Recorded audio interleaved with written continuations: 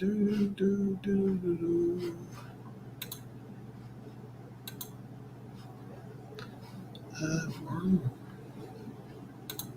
right, there it is. Here I am.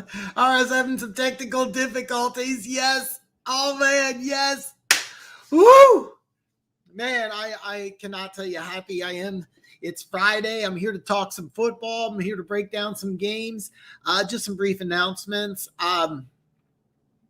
Wednesday's live stream will be my last one. Unfortunately, my standard work schedule has changed, and I won't be able to do Wednesday. The Friday show will stay the same.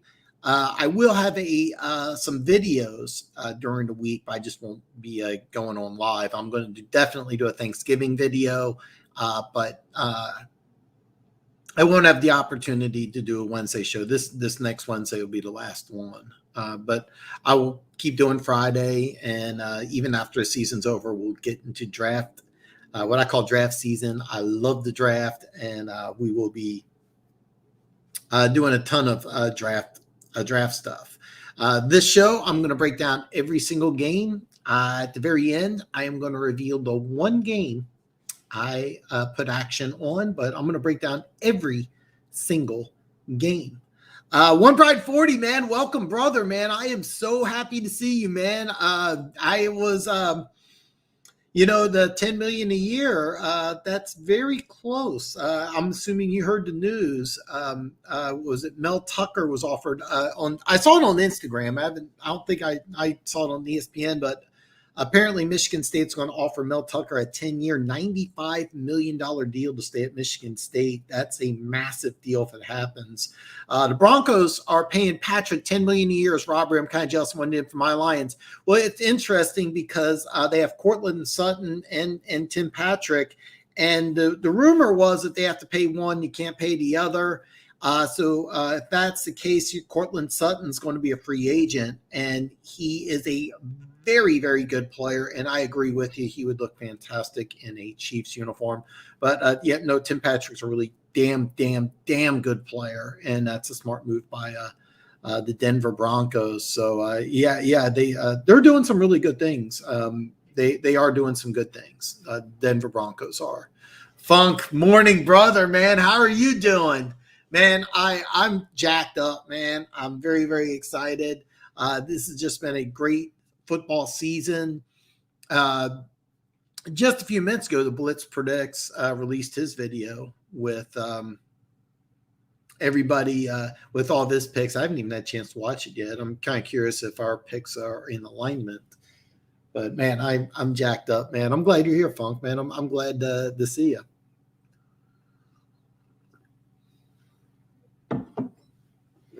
Oh, hell yeah, man. The Boston Sports Report. Welcome, brother. So how did New England do last night? I mean, a shutout. Wow. Thursday Night Football was fantastic.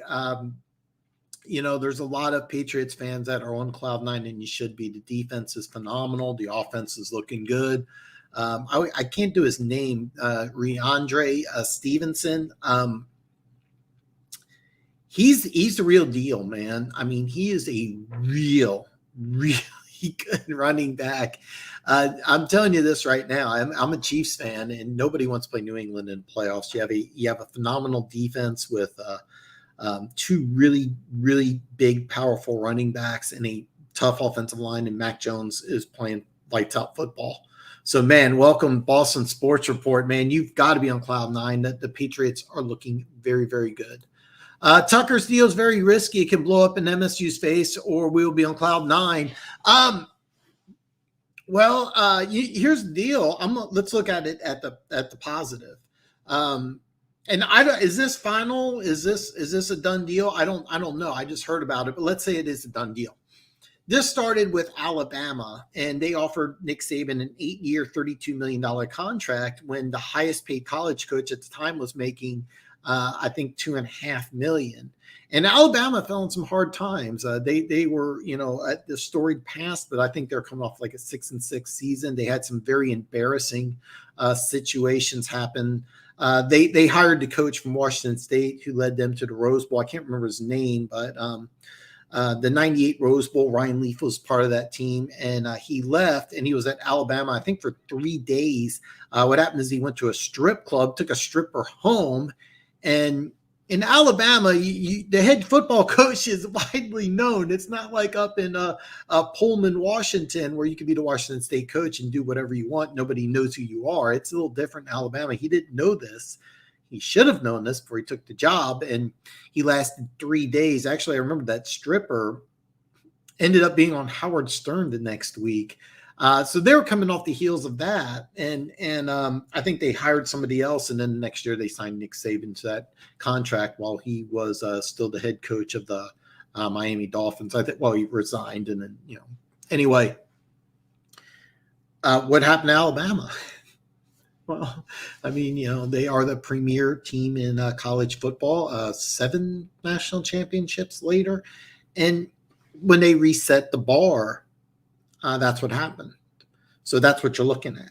I mean, it's crazy because I think it's East and West is the Big Ten's divisions, but you got Michigan, Michigan State, Ohio State, and Penn State all on one side. I mean that actually stacks up with the SEC. I mean, those 4 teams are legitimate top 20 teams, with Ohio State having the talent to compete for a national championship. Michigan will put almost as many players in the NFL as Ohio State will, but they're not up there yet. This makes Michigan State a power because this is a very wide known thing. I mean, everybody knows the coach's contracts. You're paying him, I think, more than Ryan Day and Harbaugh. I think maybe not as much as Harbaugh, but anyway, this just changes everything. This makes Michigan State a national power, which I didn't think they were. I didn't think they would want to do it. So, but yeah, it's risky. Of course it's risky. I mean, if you are 6-6 the next year, heads will roll. Heads will roll. But I think it'll be a fantastic, fantastic move because he's bringing in talent. He's a great coach from what I've seen, and I think things are just going to be good for Michigan State. I think you, by signing this contract, you ensure that you're going to be a national power for the next several years. So, is Sutton a better player or Patrick? Me personally, I think Patrick is better. They're both really good players. Sutton's a better athlete. All right, Sutton's easily a better athlete. They're both about, I think Patrick's like 6'2", 6'3", like 215, bigger. Or Sutton's like a legitimate 6'4", 205, 210. Sutton's faster, more upside, more athletic. Patrick just steady, catches everything in sight. He'll be, now here's the thing though, he's going to be the number 2 receiver. Jerry Jeudy's going to be the number 1. So when Jeudy's contract comes up, Jeudy's going to ask for an arm and a leg. It kind of depends on your opinion. Me personally, I think Patrick's the better player by this much, but Sutton's got more athletic potential. I think Patrick's got better hands. I think it's a smart move by Denver choosing Patrick over Sutton, which I think will happen. I think Sutton will be a free agent, and he might be the guy who's going to command more out on the open market, and that may be the Broncos' logic behind it. That's kind of what I think. So, yes, awesome last night. Just phenomenal. Very impressed. Now, your boy, the Blitz Predicts, put something on Instagram saying, are the Patriots the best team in the AFC? No, they are not. No, they are not. But they, you know what? They're going to get a chance to prove it because they play Buffalo twice. They play Indianapolis. They have one other team against one other game in the next couple of weeks against a really good opponent. So in about a month from now, we'll see how good New England is. So, yeah. Also check out, also makes video content, picks and oh yeah. I definitely, I've been checking his stuff out, and the Blitz Predicts has some really, really good stuff. And you also have a YouTube channel that I've checked out before, and I'm definitely subscribed. And I haven't watched your latest video though, in all fairness. I haven't. I will get around to it because I want to get a lot of information about the Patriots, because I think that they're looking like they're going to be the number 1 playoff team. And as a Chiefs fan, there's a very good chance we could be playing New England in round one. And Chiefs Patriots wild card game would be a lot of fun. It would be a lot of fun, and I wouldn't like it because there are a few other teams I'd rather play than the Patriots round one in the playoffs. But like I said, absolutely. I think it's a great move. One Pride. I think it's a fantastic move because you're alerting every high school kid in the United States that you have a top tier coach, and that's something that's on paper. That's something that's proven. Because one thing about players is that you can sell them on the fact that, hey, look, I'm making $95 million over the next 10 years. I'm not going anywhere. Where a coach like Steve Sarkisian for Texas, he may be gone next year. Lane Kiffin from Ole Miss. How can you tell a kid who's thinking about Ole Miss or Michigan State? Well, Mel Tucker's definitely staying at Michigan State. Lane Kiffin, look at his track record. Of course, he's not going to be there for the next 3 to 4 years. So a kid who's a true freshman, let's say you're a top 75 player, you can play anywhere in the country. Well, Nick Saban's staying at Alabama. Well, now Mel Tucker's definitely staying at Michigan State. And that's a big plus. So I think it's a fantastic move. $95 million. Yeah, it's a big time commitment. So yeah. All I know is I want to see TB12 this weekend. And you know what? Let's see here. Who are they playing? They're playing the Giants.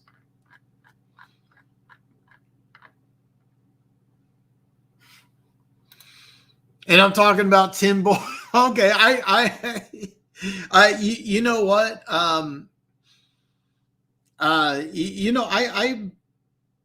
Is Boyle going to get the start in Detroit? That's actually the first game on the dock. It's Detroit at Cleveland, but I had no idea that they were going to bench Goff. I didn't know that. So he's number 2. Yeah. Okay. Number 2. I wasn't sure. I actually don't know who number 1 is. I don't know if Harbaugh makes more or not. I know Harbaugh makes a lot of money, and I know Harbaugh actually makes more than Ryan Day from Ohio State. And then I know Saban makes a lot of money. And then there was Saban also had a situation where a booster paid his house off, which was like $2.5 million. And it turned out to be it was a big deal. Is it an NCAA fine? Is it not an NCAA fine? And turns out to be that it's actually not. So a booster buying a coach a house. So I mean, like let's face it, Nick Saban gets tons of perks that are from being an Alabama head coach that aren't on the record.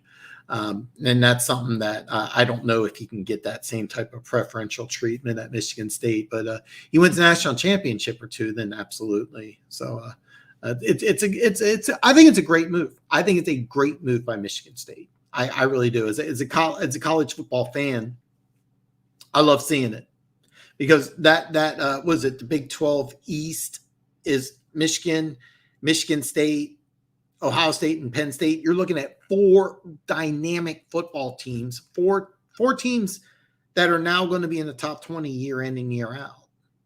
And you have 4 really good coaches. I mean, that makes college football fantastic. So yeah. Excuse me.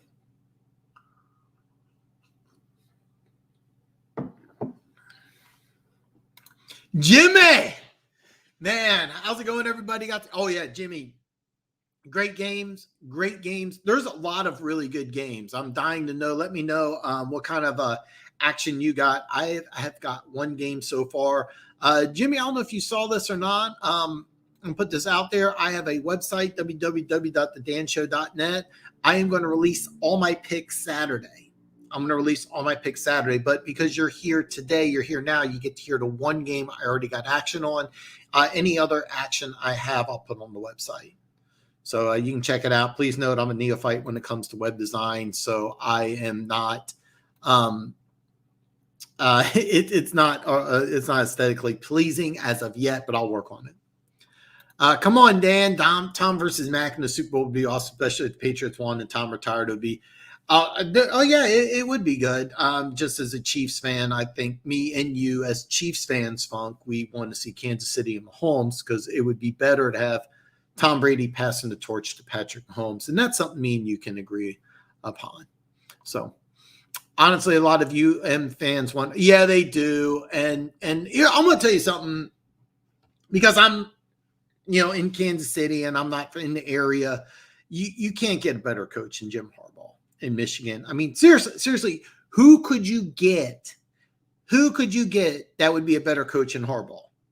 You're not you can't have anybody who's going to recruit better than Nick Saban. That's your list. Who's better than Jim Harbaugh? Nick Saban. I mean, the guy produces as much NFL talent as Ohio State. He just hasn't beaten them yet. And yeah, you could roll the dice and try for somebody, somebody not as big. But I'm telling you right now, somebody outside of the outside of it, you can't do any better than Harbaugh. You really can't. I mean, you're a national power. You're perennially a top 10 team. You have top 10 talent. I think Michigan produced the most draft picks out of any school last year. I think that's correct. I might be making these numbers up, but yeah. But I know there's a lot of fans out there who want them hired. I understand that. They shouldn't be. They can't get any better. They really cannot get. There's nobody out there that's better than Jim Harbaugh. There really isn't. There really isn't. And if he beats Ohio State, then that cements it. So, and if you look at the stats between the two, their numbers are really close in their first 8 games. Are you talking Tom Brady and Mac Jones? Because if you're talking about, I've always been very impressed with Mac Jones. I wasn't sure about him starting, but then when he's got the nod and they cut Cam, I was like, okay, all right. I did not expect him to play this well, but I'm not overly surprised. I mean, what's going to be really dangerous is when New England adds receiving talent, and they will. They'll keep adding receivers. They'll keep adding receivers. They got the quarterback position now. They're just going to keep adding receivers, and the defense will continue to improve. So I mean, like they're New England's on its way up. I mean, it's going to be a lot of fun. Cowboys versus Chiefs this Sunday. This is going to be a great game. For those of you who don't know, Amari Cooper is not going to play. He's the Cowboy. Let me explain. Amari Cooper is the Cowboys' number 1 receiver, but CeeDee Lamb is their most exciting receiver, but Amari Cooper is their best receiver. Hopefully you understand the difference. And this is a major loss for the Dallas Cowboys, but we're going to talk about that game. I didn't know golf was, I didn't know this. So this is awesome for you guys. Cause I know you guys hate Jared Goff. So you get to see what you have, but I know Pete. I haven't seen him. I'm sorry, Mike. I haven't seen Mike in the comments yet. I know he thinks that you guys should use the first pick on a quarterback. I don't think so, but I think you should use that second number 1 maybe on a quarterback. But you got to fall in love with somebody. I remember MSU used to be a graveyard before Mark D'Antonio got here. I remember Mark D'Antonio was a really good coach. I thought he did a fantastic job. Because he was not getting even close to the same type of talent Ohio State and Michigan was, but he was, did a fantastic job. So Stafford. Oh, nice. Congrats on the website. So far, I got Green Bay -1 versus Minnesota. I had my eye on a couple others. There is several games I got my eye on, but only one I got action on. So, we're going to break all of them down. Matt Campbell. You think he would be a better coach than Harbaugh? Really? I think the league would rather have the torch pass to Patrick. I think it would be cool to see Tom versus Bill with his new Tom. Has an all LA game in LA. Yeah, I mean, I think the league. I think the league is really high on Patrick Mahomes, and I think they kind of like the idea of Kansas City kind of being a powerhouse. It's got normally the NFL wants a powerhouse to be a major media market, like Boston or New York or LA.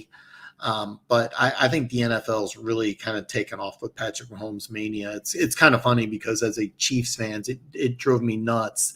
Like you could sneeze on Peyton Manning and it would be a 15-yard penalty, but I used to see Alex Smith getting thrown out of bounds and like that, and referees. Now it's kind of cool on the other side where opposing player looks at Mahomes wrong. It's a 15-yard penalty, and I'm really enjoying that as a Chiefs fan. And trust me, most Chiefs fans aren't aware of it, but yeah, I see the preferential treatment. Trust me, plays Patrick Mahomes has gotten the 15 on. I've seen a lot worse happen to Alex Smith that referees just said, okay, let's go next play.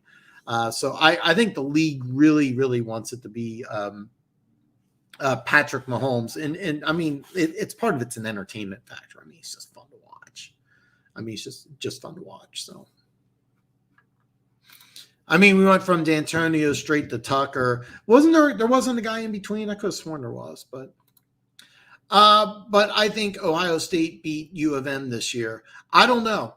I mean, look, all streaks come to an end. And Michigan's got a lot of talent, and they're due. That's all I'm saying. I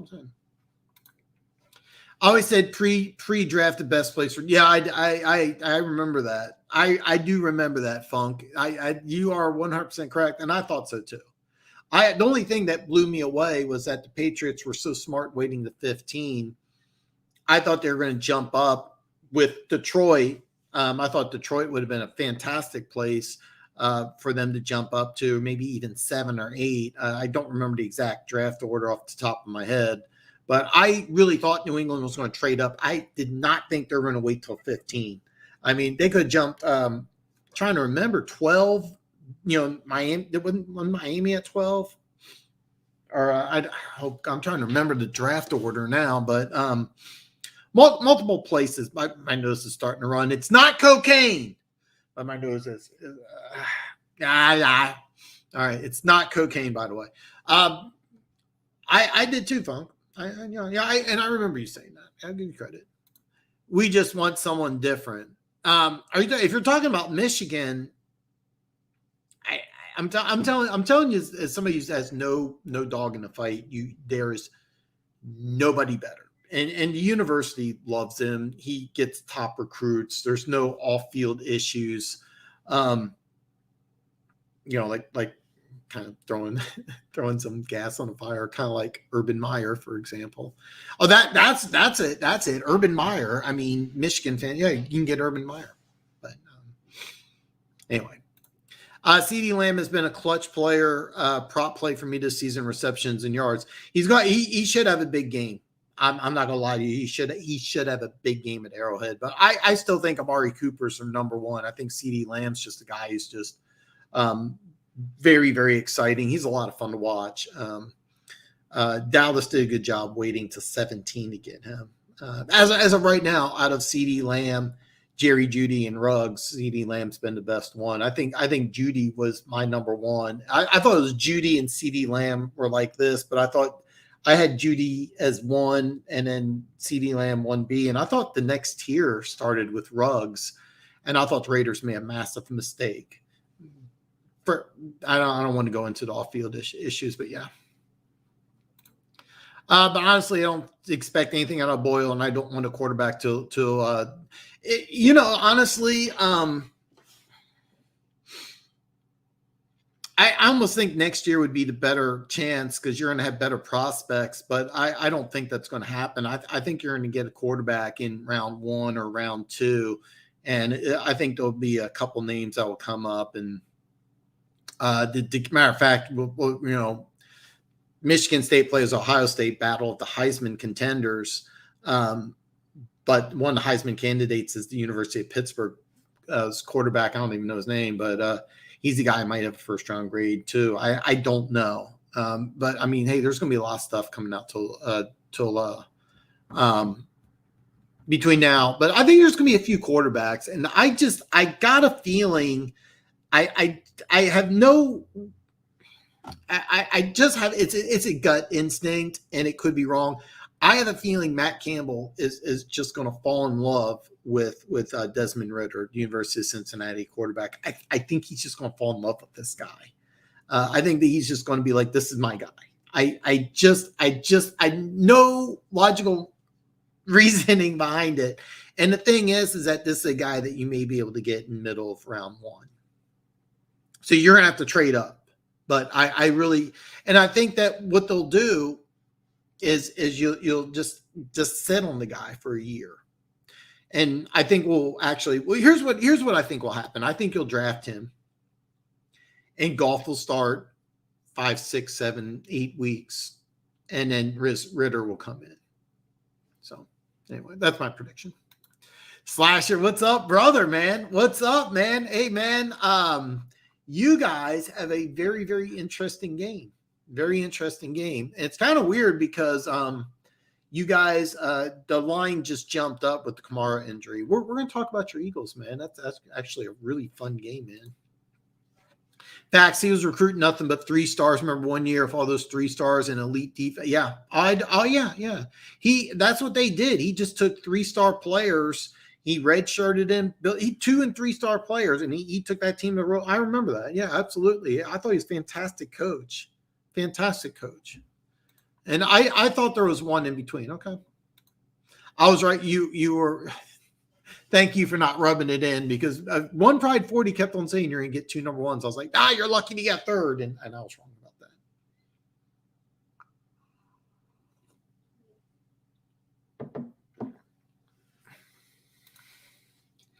that. So how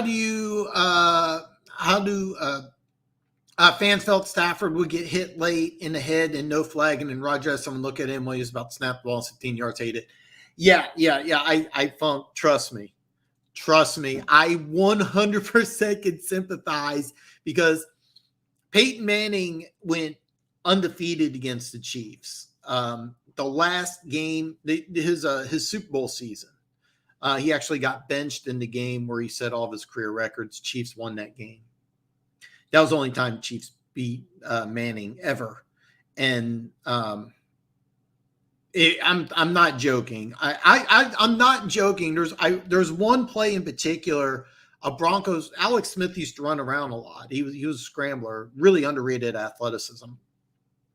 He was like 3 steps out of bounds. You know that like white part outside? You have the out of bounds marker. You have the out of bounds marker. It's the out of bounds marker. You have that white part. Alex Smith was almost past the white part, and a Broncos player pushed him, and like he bounced off the bleachers on the sideline. Nothing. The next series, a player looked at Manning the wrong way, and it was 15 yards. I'm exaggerating with looked at him wrong, but like it was nowhere even severity. I'm telling you, I remember this, and Manning was like undefeated. Trust me, I know how you feel. And I'm going to tell you this. I'm going to say this. It's so good to be on the other side with Mahomes getting the calls. It's so awesome. I enjoy it. It's a real thing. Don't if you go on Chiefs social media, you'll have a bunch of Chiefs. Mahomes doesn't get Mahomes gets those calls. Trust me. And I love it. Yeah. Late round 1 and early 2nd should go wide receiver. I get it. And I by the way, I think they're going to do all these things, but I do think that you're going to draft a quarterback.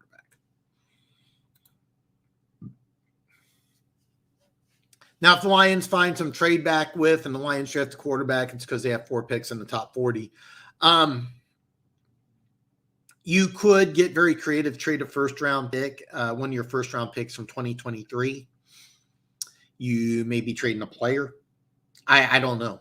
I don't have these answers, but I will say this. I do think you're going to draft a quarterback in either rounds 1 or 2. Let's go, man. I'm ready whenever. I know Slasher. I know. One Mark put that program up for Nash. What made him resign is his loyalty to us. Oh, is that okay? All right. Well, let's start it off, man. A1 Pride, man. Let's start off with your Lions. The Lions traveled to Cleveland. The Lions are a 12.5-point dog. The over-under is 43. Without knowing about the golf injury, I was actually going to put action on Detroit, but I heard Nick Chubb is healthy. And I'm going to let you know a prop bet, even though the Lions defense did play pretty well. Whatever Nick Chubb has rushing, you probably want to go over on that. That's probably a bet I am going to make, unless it's like 109 or 110. I think it'll be in the 90s, and I think that's a safe bet. And it's nothing against the Lions defense. Nick Chubb's that good. And also Baker Mayfield has some injuries. So you definitely want to take action on Nick Chubb with the rushing yards, even though he's been injured and everything. With the 12.5, if Chubb's out, I'm taking Detroit. And it's nothing against has nothing to do with Detroit. It's just has to do with Cleveland. I don't see Cleveland really blowing anybody out. I think that they're a team kind of on the ropes. They thought they had a great team, and now they're looking like a team that's struggling to make a wild card. So I like Cleveland to win, of course, but I whatever the prop bet is on Nick Chubb, you may want to take that. Yeah, Chubb's going to put some action on Chubb. No, exactly, Jimmy. I expect Chubb to do 100. Last week I hit on Jonathan Taylor over 90.5. So whatever the line is, I don't have the line yet, but I'll put it on my website. But Nick Chubb, if the line's like 80s or 90s, I'm going to put Nick Chubb. And yes, I expect him to have 100. So next game is San Francisco at Jacksonville. Jacksonville is a 6.5-point home dog to the 49ers, and I am this close to putting action on Jacksonville. It's just that I don't like putting action on bad teams, and Jacksonville's playing a lot better. Here's what I like, though, about this team is that San Francisco is a West Coast team traveling to an East Coast city for a home game, and Jacksonville is playing better. Also, another thing to consider is that San Francisco is coming off a huge Monday night win. I'm tempted to take Jacksonville, but I'm going to pass. The over-under is 45, a low number. That's kind of up to you. That's kind of up to you if you like that or not. It is a low number. I like Jacksonville to cover. They may win outright, but I'm not going to put action on Jacksonville because I don't like betting on bad teams. So I think the Lions are losing. We might actually – I do think you're going to beat the Bears. I'm going to say this right now. I think you're going to beat the Bears on Thanksgiving. And I think that Friday, Black Friday, I think will be Matt Nagy's last day in Chicago. So, yeah, Jimmy. I do like that number, and I'll put the action on it. I don't have it. I'm using my bookie. The Blitz Predicts was very nice to send me a Bovada referral link, which I was going to use. Turns out to be I already have a Bovado account. Anyway, Blitz, if you're watching, I think I already have one because I used to play a lot of online poker in the 2000s. But anyway, that's another point. I'll get to them later. Take the under 24-17 Lions cover. More of a hunch. It's going to be a run the ball game, and Detroit really showed they can run the ball. I do like that. Cleveland's been really good at stopping the run. They didn't the week before, but yeah. That's kind of why I was thinking about Detroit. But if Nick Chubb, by the way, if Nick Chubb's not playing, I'm taking Detroit. But with Nick Chubb, it's all bets are off. And that's another reason why to take Nick Chubb is that in a close game, they're going to need Nick Chubb, and I think they will. I think they will. I promise it's not cocaine. I don't have if you're talking about the prop bet, no, I don't. But once it's available, I'm going to put it up on my bookie. And there's a referral link for my bookie below. I believe Detroit found their identity, though. Yeah. San Fran's going to smack them around. Jacksonville's played a lot better, man. Jacksonville's played a lot better. A West Coast team going to the East Coast for an early game. So I'm sorry, there's like something bugging me here. So I don't know. I think Jacksonville's playing better, and a West Coast team traveling to the East Coast for an early game. It's off Monday Night Football. So Bears got no, yeah, the Bears are without Mac, I think, for the end of the year. Yes, exactly. Yeah, we probably did, Jimmy. We probably did. And I think he's going to have a big week. Next game, I haven't put action on this one yet, and I am this close to doing it. I'm probably going to pass. I'm a little scared, but I love this game. Indianapolis traveling to Buffalo. Buffalo is a 7.5-point favorite. I love the Colts because I think the Colts might be able to win this game outright.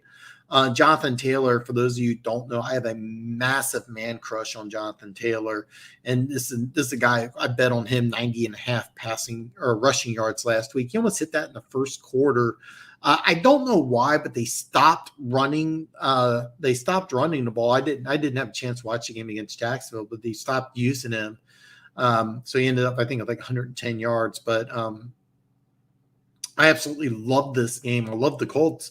7.5 is a big number, and I don't think there's really that much difference between Buffalo and Indianapolis. I'm going to pass because Buffalo's just been so up and down.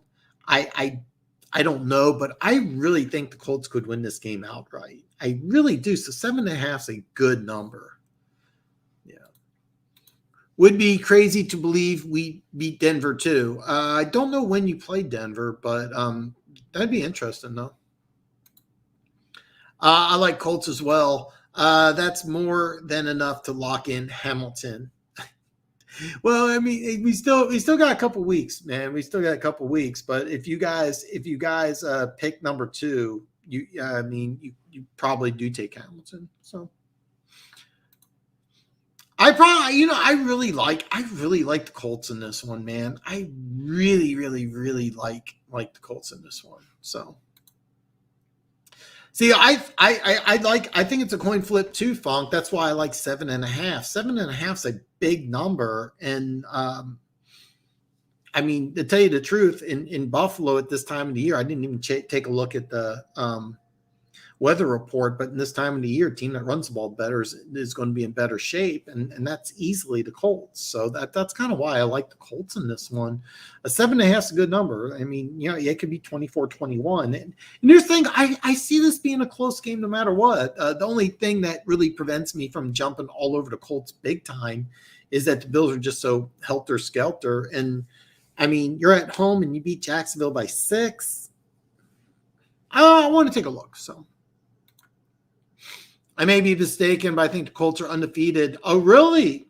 ATS is against the spread, by the way, guys. I did not know that. But I do believe the Rams are in trouble if they can't run the ball. The 2018 team was good because they ran Gurley to the ground. Gurley was a stud, and then he didn't play in the Super Bowl. If he plays in the Super Bowl, that's a different game completely. Completely different game. I'm gonna say this. I've said this so many times. I'm going to keep saying it though. I remember when Nick Chubb replaced Todd Gurley as a true freshman. I said I think this guy's better than Gurley, and people thought I was off my mind. Gurley was the Heisman front runner, so to say that was kind of crazy. But I watched Chubb, and I'm like, I think this guy's better, and he was.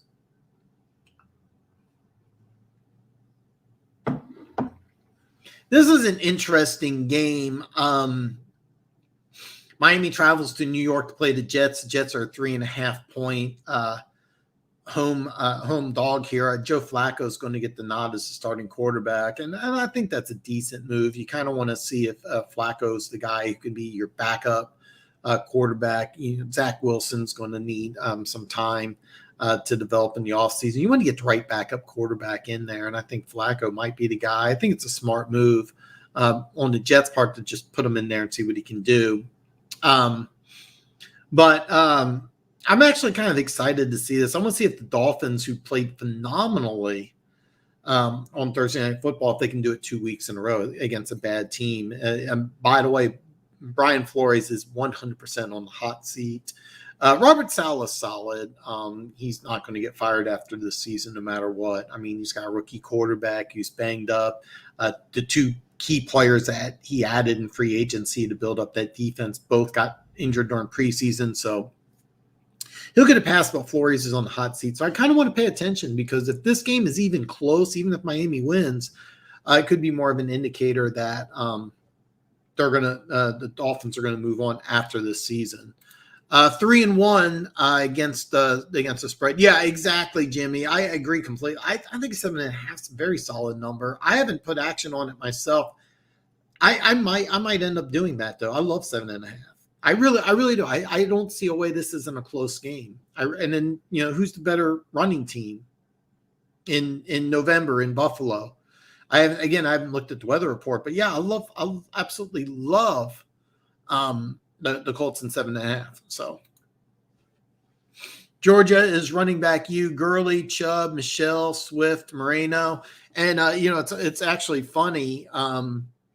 They had a 5-star running back by name of Miracle Hardman, who they switched to wide receiver. Miracle Hardman went to Georgia to go play running back, but he was backing up Chubb, Michelle, and Swift. They're like, "Do you want to play wide receiver?" And he's in Kansas City, up and down with the Chiefs, but ended up being a 2nd-round pick. That's not bad. I mean, it's kind of funny when you're so good at the running back position, you recruit 5-star running backs and return punts, play wide receiver or something. I mean, this is a 5-star player that ended up being a 2nd-round pick in the National Football League, and he's not good enough to play running back. That's how loaded Georgia is at running back. So I got you, Funk. I just don't know, because Buffalo could.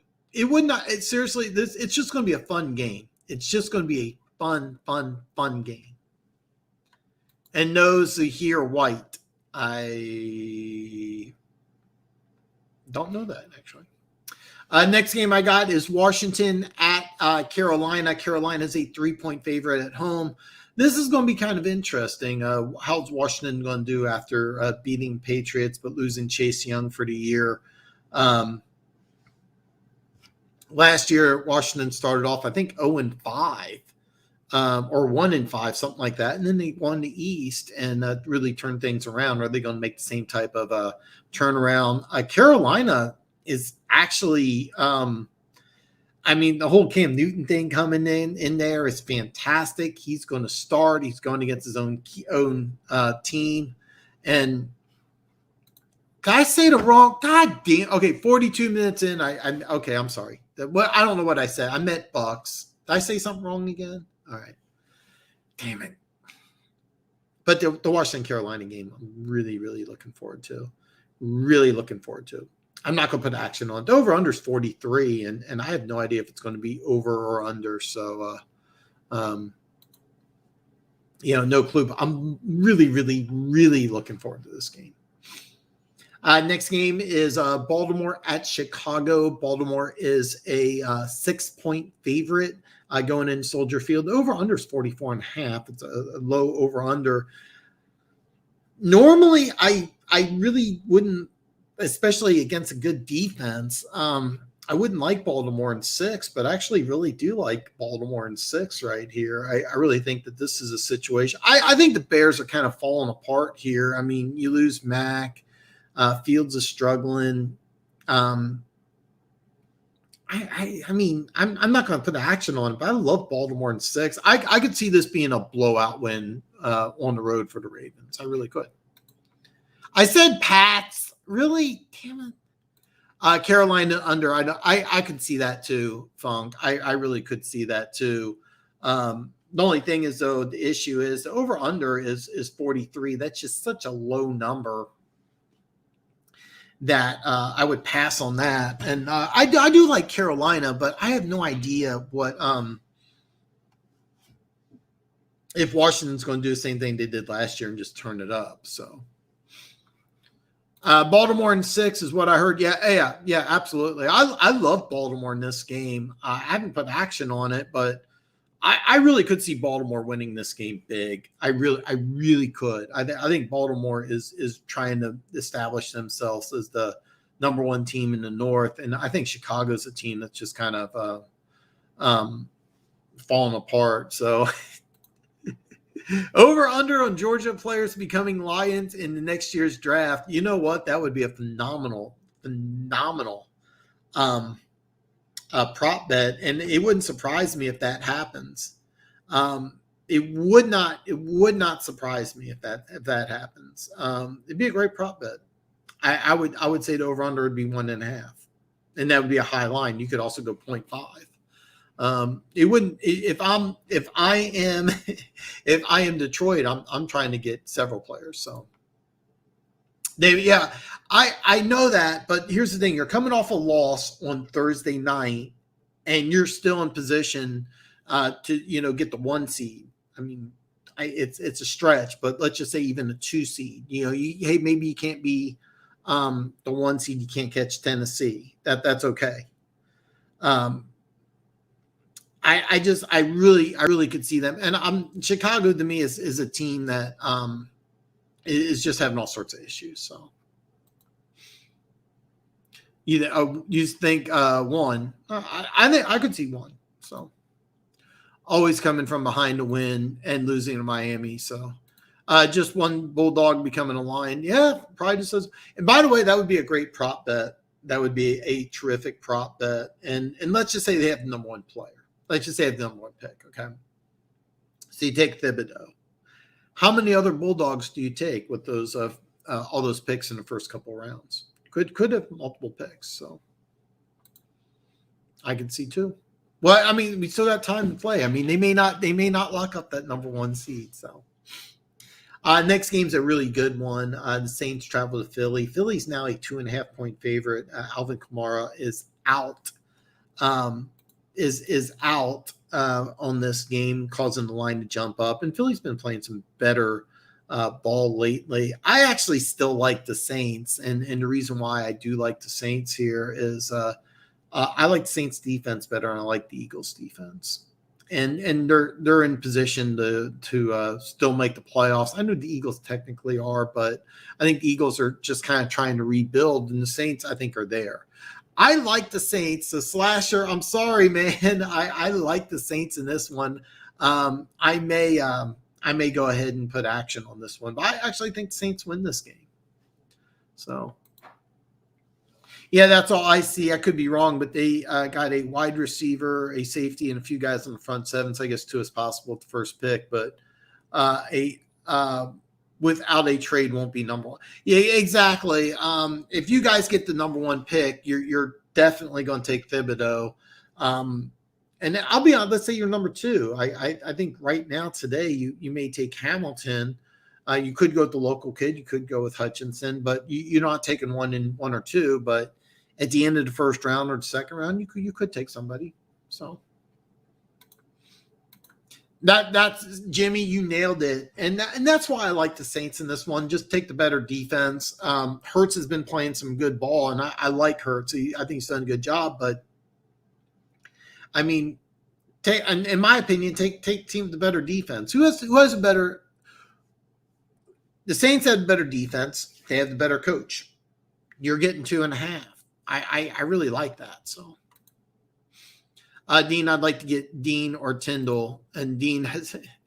I know a lot. I know. Dean has been phenomenal. I don't know if he fits in your defense. He's undersized, but I like him last year when he took snaps from Rice. All right, and a good D isn't. Yeah, exactly, Jimmy. You nailed it. I actually couldn't have said it any better myself, but you're correct. A good D and an underdog is a good mixer. Absolutely, better head coach, undisputed better head coach. Next game we got Houston is a 10-point dog traveling to Tennessee.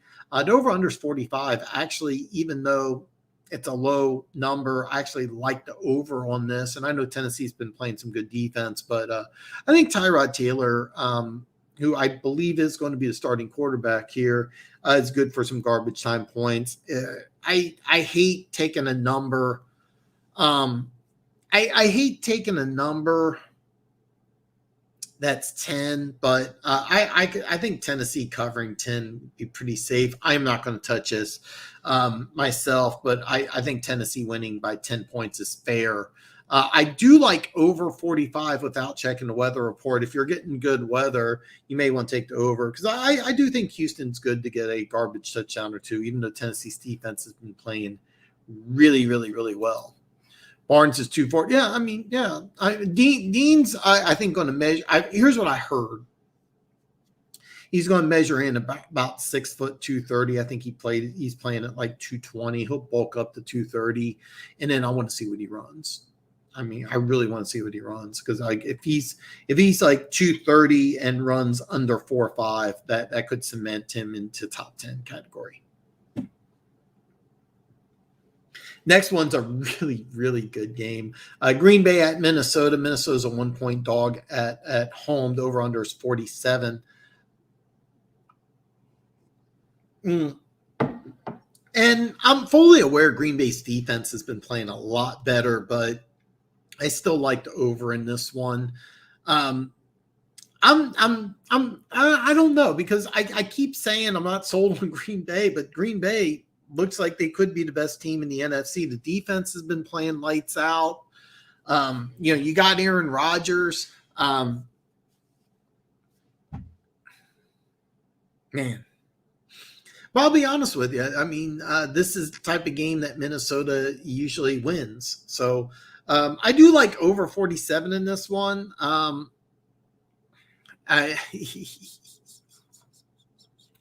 do like Green Bay. The only reason I'm not jumping all over Green Bay, and the reason why I'm not just jumping all over Green Bay, is this has been a game traditionally that Zimmer comes back and wins. Minnesota's traditionally been tough at home. But this is going to be a fun game. Very, very, very good game. I do like Green Bay, and bet the house and Carolina. I do like Carolina too. So I mean, we're on the same page. I haven't made any bets yet, but I like everything you're saying, Jimmy. I hope the Lions are beating teams on other NFC. The one thing is, though, I'm telling you right now, next year you're really going to like. I think you're really going to like the course the Lions are going to take over the next couple of years. But I don't disagree with you, man. I don't disagree with you. Next game's a really, really interesting game for a position for playoff positioning. Cincinnati travels to Vegas to take on the Raiders. The Raiders are a 1-point home dog. I know Kansas City really, really beat them up. I like the Raiders. I really do. And the last couple of years, the Raiders have started off fast and slowed down. That's why I'm not putting action on them. That's under Gruden, and I don't know what they made changes in doing. And I'm fully aware, I watched the game, that they were beaten up by Kansas City. But I think they're better than Cincinnati. I really do. And they're a 1-point home dog. That's an old 101 gambling thing, is that take a home dog. Take a home dog. And if you go ahead and you take a home dog, you're usually in pretty good shape. And I like the fact that Vegas is coming off of a loss like this, and they're a veteran team, even though they got a new head coach. I do like the Raiders. I'm not putting action on them, but I do like the Raiders. I really do. I'm not buying in Cincinnati.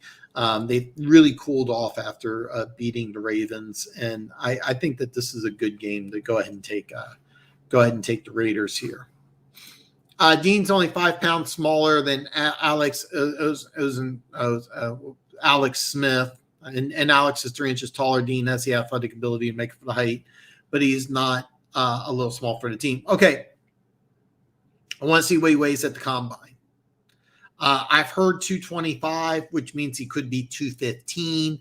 I want to see what he weighs at the combine, because if he's like 5'11", 215 at the combine, he may have to play safety.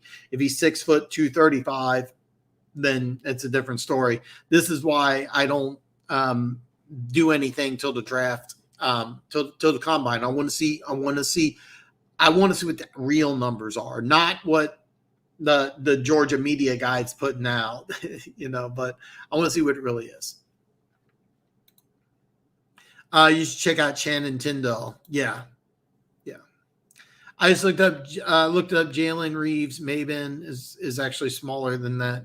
Dean, same height, but Dean's 5 pounds heavier. And like Reeves, Maben seems snaps. And then, we're going to wait till the combine and use the numbers from the combine. I want to see what they weigh officially at the combine. So, Funk, I'm all for having Deans in it. I know you do. I know you do, Funk.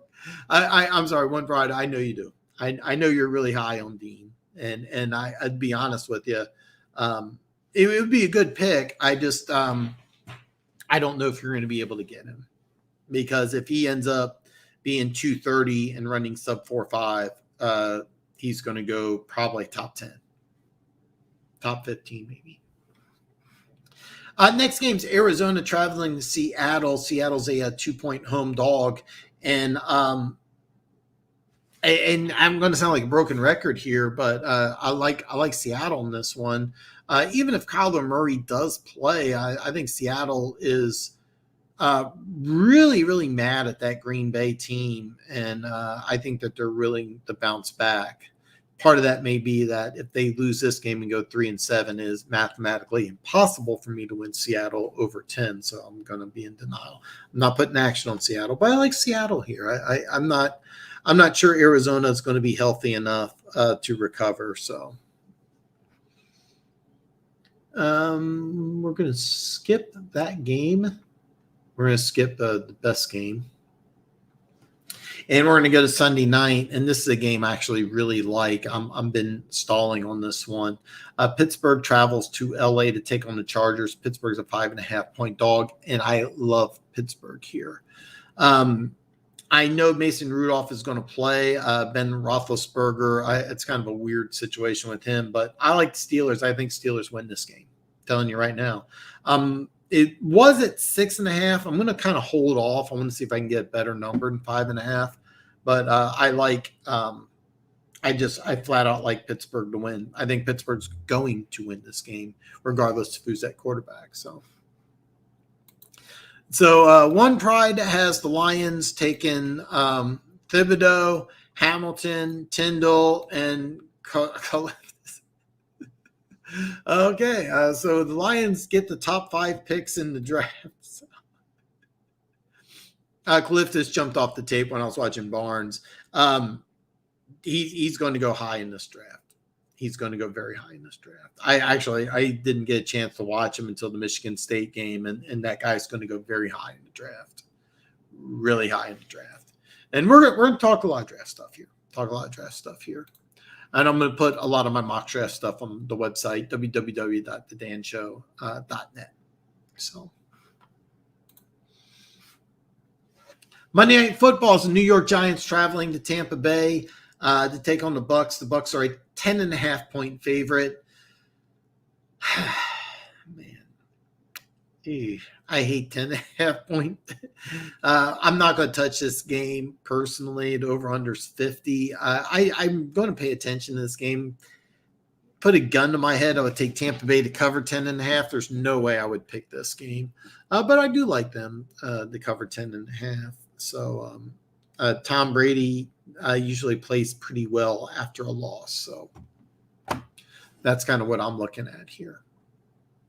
And I think that's it for games. I don't think there's anything else going on in the NFL. Is there? Did I miss something? You know, saving the best for last. I know we're going to talk a lot of stuff on Pride. I know which players you like. I know which ones you like. Draft season is going to be great for the Lions. Yuck. Take that. Yeah, I would too. I'm not going to bet that game, but I definitely would take Tampa Bay to cover 10.5. But finally, the game I am really looking forward to, and the one game I have action on. Dallas Cowboys come to Kansas City. Kansas City is a 2.5-point favorite. The over-under is 56. Little side note for you people that do like the bet, the wind is supposed to be over 15 miles an hour. Over 15 miles an hour. And that means wind is the enemy of offenses. But however, both these offenses are really, really, really high powered. So take the under at your own risk, because this game could be 38-35, 45-42. I mean, it really could be. But usually high wind is the enemy of points, but this is one you can bet against your own peril. I would, if you are going to put action on the over-under, I would suggest wait till game time and take the under. But over 15-mile-an-hour wind, keep in mind, Kansas City's defense has played a lot better, and Dallas is coming off a game where they held Atlanta to 3 points. So you have two defenses are playing really, really good. So I would suggest that you may want to suggest putting action on the under. However, these offenses are as good as it gets. Jimmy asked, am I taking action on Kansas City? The answer is yes. I have action on Kansas City covering 2.5. Kansas City's done a good job traditionally against NFC teams traveling to Arrowhead. I am still not sold on Dallas. However, since Kansas City's defense has become healthy, the last 3 games they've given up under 14 points a game. The defense has really come to life. Adam Melvin Ingram and Chris Jones playing on the inside. The defensive line is healthy and just wrecking havoc. Now, keep in mind, one of those wins was against a Jordan Love-led Green Bay Packers team, but they kept the Raiders to 14 points at home, and that's pretty decent offense. Now, keep in mind, the Raiders have had their own issues, but I definitely like Kansas City in this one. Kansas City's a home team. 2.5 is a good number. If it hit 3, all bets are off, but I do like Kansas City to cover 2.5. I also really like the under. 56 is a big number. I think it's going to jump up even higher, but over 15-mile-an-hour winds and 2 teams playing a pretty decent defense. So I do like Kansas City in that game, and I do have action on it. So. Do I see any upsets this weekend? Pittsburgh. Pittsburgh is an upset. I definitely like Pittsburgh. Seattle's an upset. I like Seattle. Raiders are a 1-point dog, technically an underdog. I like the Raiders. I like the Saints. They're a 2.5-point dog. And I don't know if I would pick the Colts to win, but I like them to cover. I think Jacksonville has a good chance to win. So, there's a lot of upsets this week, to be perfectly honest. Almost half the games out there I could see being upsets. So, all right, Funk. I'm sorry. One Pride. Are you going to put action on it? Are you going to bet on it? Because if you're not going to bet on it, I question your validity. But let's just take a look, because I've loved having you on the show. I hopefully you don't feel like I'm insulting you. It's the last thing I would want to do. But let's take a look at this. Let's take a look. Oh my God. Michigan State is a 19-point dog. 19. So if you really believe that, you are definitely putting a large amount of money on Michigan State. 19 points. The over-under is 69.5. I actually, even though it's I'll tell you the truth, I actually like the under in that game, even though both offenses are. I'm looking to see. Okay, there's all sorts of game props, but there's nothing player props on this one. But wow, 19. Wow, there you go. So One Pride 40 is going to put a large amount of money on Michigan State, 19-point underdog. So if you really believe it, then go ahead and put action down. This game has props. Okay, Kelsey is a good one. Kelsey is a very good one. Dallas has really struggled with covering tight ends, and he had a phenomenal game against the Raiders. Of course, he's owned the Raiders. If you look at the linebacking core, they've really kind of struggled. More than likely, what they'll do is they'll take the former safety from Atlanta. I'm drawing a complete blank on the guy's name. They'll try to put him on Kelsey. That's a mismatch. I like Kelsey in this one. Over Lamb should have a big game. Took Lamb 8+ receptions for 313. That's actually solid. Because if Kansas City is going to win this game, like I think they are, and I'm pretty sure you like the Chiefs too, Jimmy, then you got to get CeeDee Lamb the ball. I like 8 receptions, and I love plus 313. So that's a good one. Yeah, that's a good number. I'll be pulling for you, man. I really hope you hit this, because more than likely, if they're throwing the ball quite a bit, then it's because Kansas City's up. So, because I don't want to see Dallas run the ball all over Kansas City. That nobody wants to see that. So, even with the win, I do. I don't know, man. Here's the thing. This is actually going to sound crazy, but both teams really want to run the ball. Both teams really want to run the ball. And I think it'll be very interesting to see what they do with Kelsey, because I think that you could take Diggs and put Diggs on Kelsey. And I think that's a major mismatch for Kansas City. I think Kansas City would take advantage of that big time. Yeah. But I could see that. I could actually see the under. I mean, 56 a major number. I mean, it could be, we could see 31-24, and that's still under 56. So, I'm going to wait because that number keeps climbing. I may take it. But I think the Kelsey prop bet's solid, and I love your CD Lamb bet. So I'm going to be pulling for you. You knew that before Cooper wasn't playing. That was kind of ballsy. So 19, yeah. I'm not joking, Funk. I had no idea. I had no clue. I just found out at the same time you did. I found out at the same time. Really did. So yeah, I had no clue. They need to play. The best of my knowledge, they haven't played him at all. Keanu Neal, that's the player I was thinking of. Keanu Neal stepped into that weak side linebacker position, and I think he's on a 1-year deal. When he leaves, Cox will kind of come in there, and then I think LVE is also going to be done after this year too. So I think Cox may be a starter next year. We'll have to wait and see. You don't think we beat? No, I do not. No.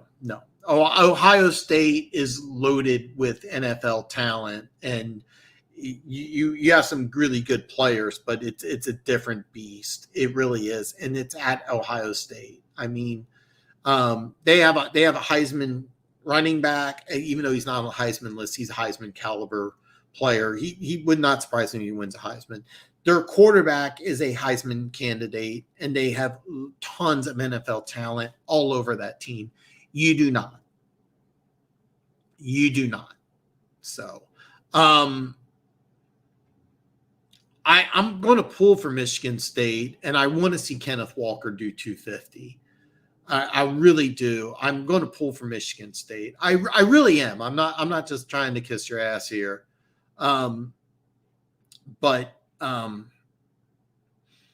Yeah, I see I'll be honest with you. I think Ohio State wins this game by double digits. Just 19's a big number. I did not think it would be 19. If somebody said, what's the line on the game? I would have said maybe anywhere between 10.5 to 13. Honestly, I may have put the line at like 11 or 12. Double digits is fair. 19, I think it's very, very high. And I'm 100% pulling for Michigan State. 100% pulling. Do I think you win? No, I do not. I think Ohio State's loaded. And I fully expect them to win by more than 10 points.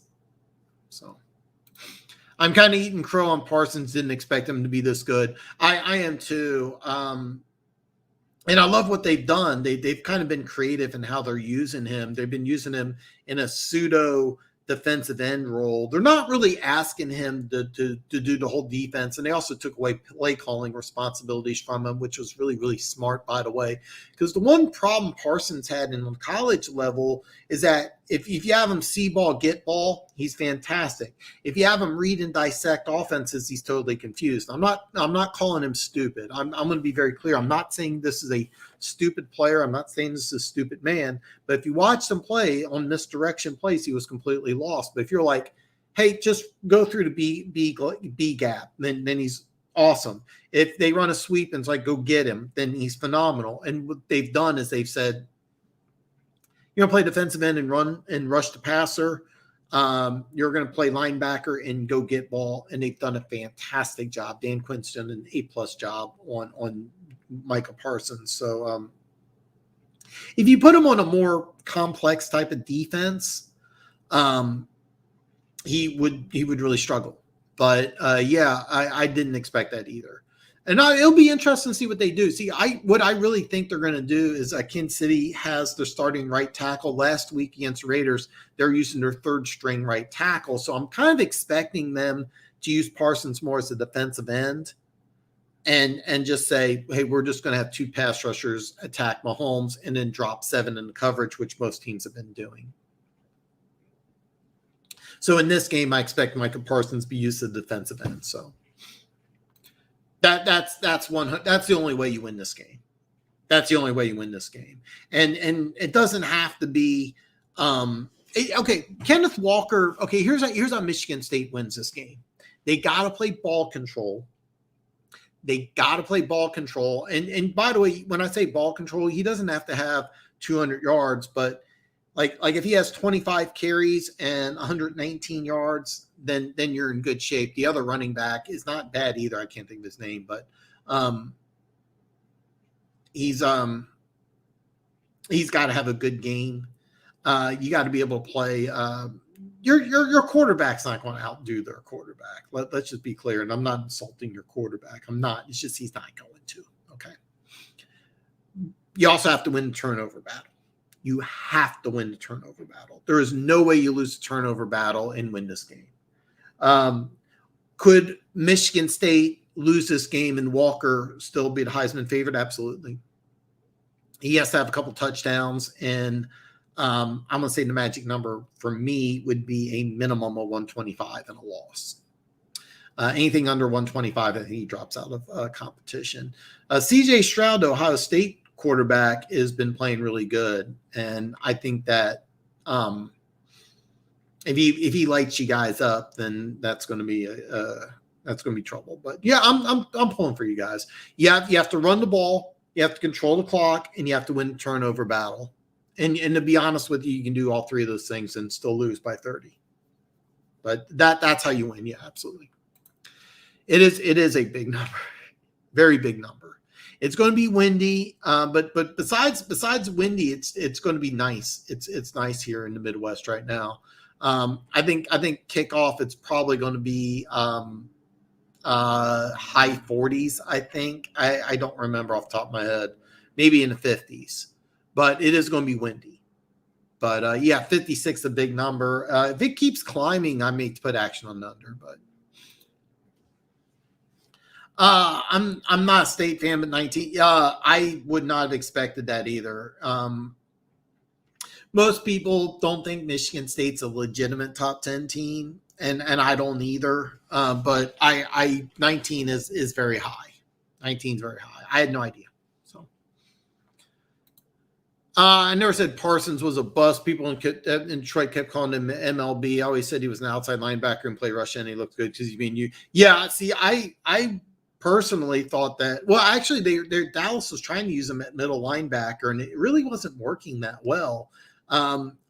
What they're going to do is they're going to use him as an outside linebacker in their 4-3 defense, and that's kind of what they should do. And in nickel situations, he stays or he goes to a rush end, and that's what they're doing, and they're using him the right way. I agree with you there. Coming out, most people thought he was a middle linebacker, and I did too, and I think he I think next year he'll be the starting middle linebacker for the Dallas Cowboys. I think that's like kind of the long-term plan. But this year they're using him as an outside linebacker and a rush end. And I think against Kansas City, they'll use him primarily as a rush end. It'll be interesting to see what they do.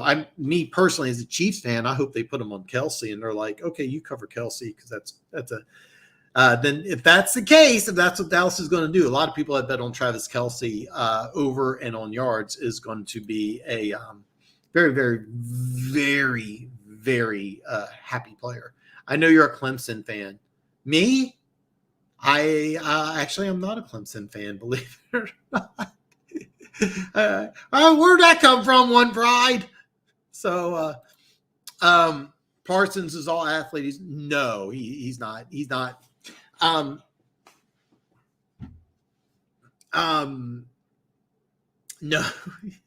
I just spit a little bit out there. I'm gonna drink some coffee.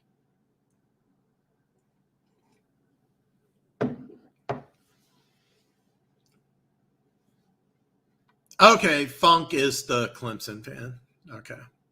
Well, okay, so Funk is a Clemson fan, a Chiefs fan, and a Lions fan. We got all three. Funk got all three. Um, he doesn't have the football instincts like a Singletary. No, no. But the way Dallas is using him is nothing short of amazing. And Dan Quinn deserves a lot of credit. He may get another opportunity to be a head coach someday. But he's doing an A+ job in Dallas, and they're doing an A+ job with him. And to be honest with you, if I was, to be honest with you, his best position may be defensive end. And that's something Dallas may decide that they want to do in the future is have him play defensive end. I personally think that would be the smartest thing to do, but it'll be interesting to see what they do. But he is an athlete, and he doesn't have the instincts of Singletary. No, he doesn't. Singletary is one of my all-time favorite players. Loved Singletary. Yeah. Yeah, for those of you who don't remember, Parsons was involved in that hazing scandal. And yeah. You need to keep saying, I like the Chiefs, and I may get talked into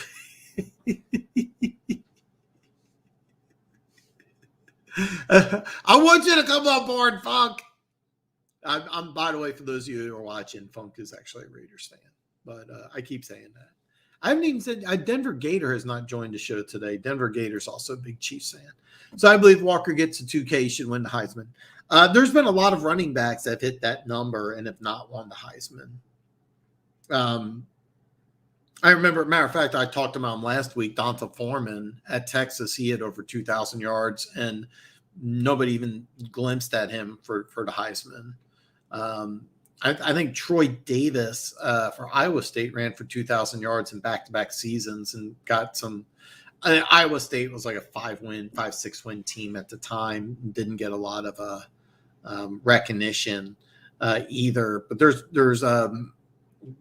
if you run for 2,000 yards, doesn't mean that you're going to win a Heisman. However, if Michigan State's a top 10 team and you have a 2,000-yard rusher, then yes. If Walker has, let's just say, 200 yards and 3 touchdowns and Michigan State loses, then yeah, Walker gets the Heisman.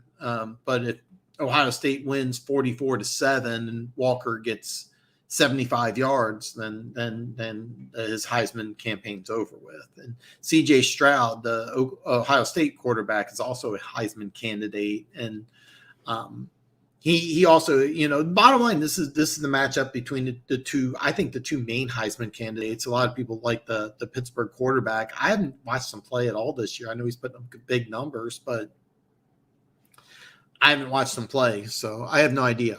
But bottom line, I think your Heisman is won or lost this Saturday, and Walker can win the Heisman by having a good game and a loss. CJ Stroud has to win and look impressive.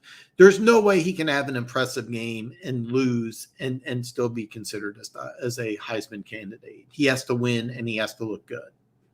So that's kind of what you're looking at.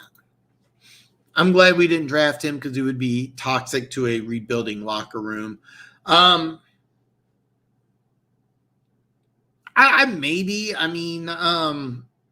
be honest with you. In the defense that you're running, I'm not really sure he fits in.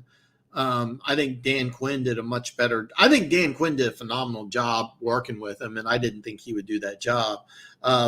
There's a lot of Cowboys fans have been saying he's been nothing but phenomenal in the locker room, and he's been an A+ teammate. So, it's hard to say. I think a lot of this stuff gets kind of overblown, but I've heard that Cowboys coaches and other players have really liked this kid. I remember watching Hard Knocks. He was playing a lot of chess with the backup quarterback, and he was doing a lot of film study, and he was doing a lot of little things right. And, it's hard to say, but how he would fit in with Detroit, I have no idea. I don't know how he'd fit in. Look at Kansas City. We have I keep on calling him Michael Bolton, but I can't remember his first name. But anyway, our middle linebacker Bolton, he's playing middle linebacker and outside linebacker. He's having a really good rookie year. But he's not as he's not having the same type of year Parsons is. But I love having him on the Chiefs. Let's say Parsons was drafted by Kansas City, would he be able to have the same success that Bolton's having? Maybe not. Of course, I think if Parsons was in Kansas City, I would want him to play defensive end, but that's another candidate. That's another, story completely. But I don't know if he's really a toxic guy. I don't know. I don't think he is, to be perfectly honest. So I 100% agree with you. Funk says Dan Quinn's sole reason Parsons is good. He literally puts a kid in bed. Absolutely. And I don't think a rookie coordinator like Aaron Glenn, I don't think you'd want to do something like that. And I'll be honest, in Kansas City, unless you wanted to put him at defensive ends, I don't know if he would have succeeded in Kansas City with a veteran defensive coordinator. But Dan Quinn did an A-plus job with this kid. So, yeah. Now, if Emmett, yeah, absolutely. Absolutely. Now, the only way Michigan State wins in Walker's candidacy is not helped is if he plays really bad, and there's almost no way that happens. No way that happens. But yeah, if Michigan State upsets Ohio State, Walker basically wins the Heisman. And the reason why I say that is because in order for Ohio State to win, in order for Michigan State to win, Walker has to have a massive game. I don't see any way Michigan State wins this game without Walker having a big game. But yeah, I'm excited. I'm 100% pulling for you. So yeah. So has more to lose, Walker or Stroud, the OSU quarterback? Well, it's definitely Walker because this is Walker's last season. Stroud's a freshman. I mean, I think he's a true freshman, if I'm not mistaken. He's going to have a couple of years. So it's you have no idea. You have no idea whatsoever. So, I mean, in my opinion, it's definitely Walker. I mean, this is Walker's, I mean, he's not coming back.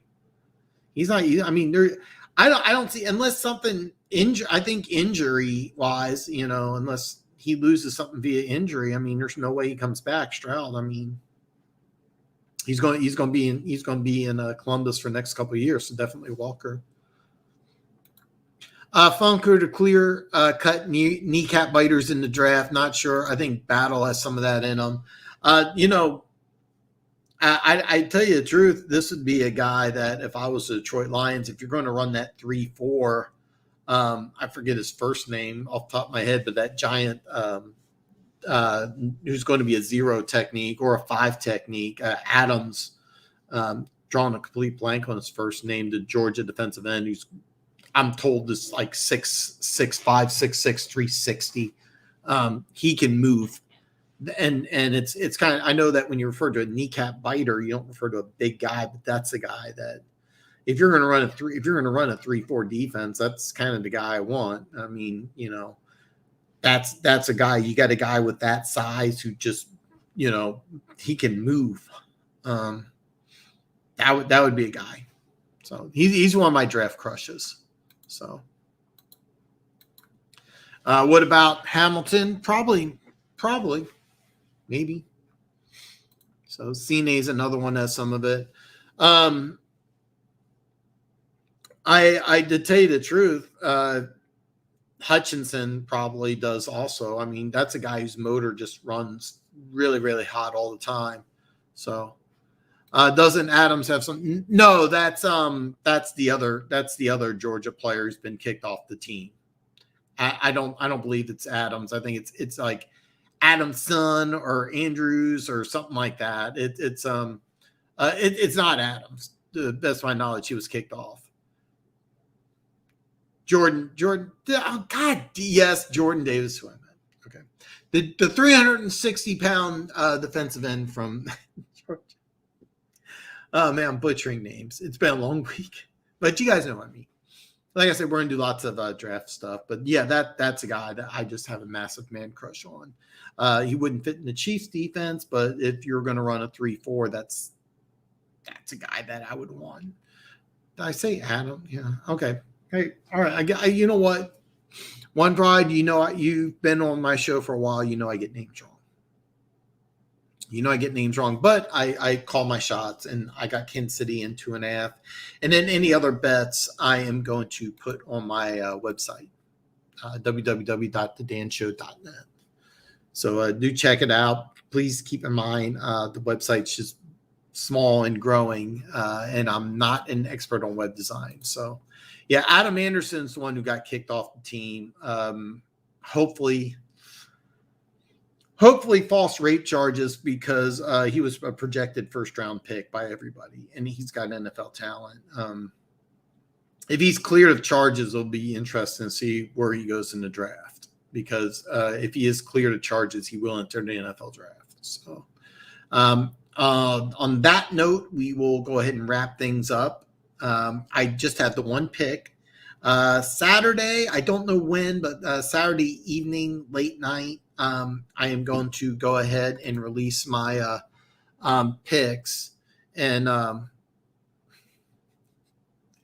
will release my picks on my website. And Funk says, I get blamed for being on drugs, Funk. All right, so that's pretty damn good. So anyway, on that note, I'm going to go ahead and wrap things up. Guys, thank you so much for joining the show. On your way out, don't forget to give me a thumbs up. By the way, it helps the algorithm if you drop a comment below. So drop a comment below. And if you are interested in my picks or you have any questions, I am going to go put everything on my website, the www.thedanshow.net. However, it's not going to go on there till